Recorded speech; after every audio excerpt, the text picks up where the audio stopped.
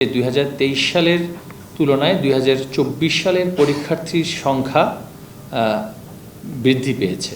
অন্যান্য সময়ে বা অন্যান্য বছরে যেই ধরনের শতকরা অনুপস্থিতির হার দেখা যায় সেটা এই বছরও একই এবং কিছুটা কম বলে আমাদের কাছে তথ্য উঠে এসেছে।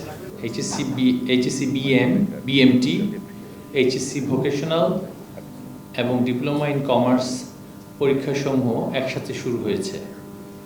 বন্যা পরিস্থিতির অবনতির কারণে সিলেট বিভাগের অধীন পরীক্ষাসমূহ আগামী 9 জুলাই 2024 তারিখ থেকে পূর্ব ঘোষিত সময়সূচি অনুযায়ী অনুষ্ঠিত হবে। স্থগিতকৃত পরীক্ষাসমূহের সময়সূচি অতি শীঘ্রই প্রকাশ করা হবে। সিলেট বিভাগে সিলেট শিক্ষা বোর্ড এবং আমাদের বাংলাদেশ মাদ্রাসা বোর্ড ও কারিগরি শিক্ষা বোর্ডের পরীক্ষাসমূহ স্থগিত করা হয়েছে। আজ প্রথম দিনের পরীক্ষা শেষে আমাদের কাছে যেই তথ্য এখন পর্যন্ত উঠে এসেছে, আজকে আমাদের সাধারণ শিক্ষা বোর্ড সমূহের মধ্যে মোট পরীক্ষার্থীর সংখ্যা হওয়ার কথা ছিল সিলেট শিক্ষা বোর্ড ব্যতীত 9,33,689 জন, এবং আমাদের তথ্য অনুসারে পরীক্ষার্থীর সংখ্যা আজকে অংশগ্রহণকারী পরীক্ষার্থী ছিল 9,23,719 জন। অনুপস্থিত শিক্ষার্থীর সংখ্যা 9,970 জন, এবং সেই অনুপস্থিতির শতকরা হার হচ্ছে 1%। অন্যান্য সময়ে বা অন্যান্য বছরে যেই ধরনের শতকরা অনুপস্থিতির হার দেখা যায় সেটা এই বছরও একই এবং কিছুটা কম বলে আমাদের কাছে তথ্য উঠে এসেছে। নগদের কাছে সব গ্রাহকই প্রিয়, তাই তো সারা দেশে ক্যাশ আউট চার্জ সবচেয়ে কম।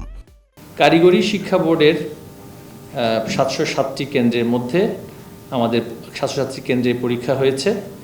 সেখানে পরীক্ষার্থীর সংখ্যা ছিল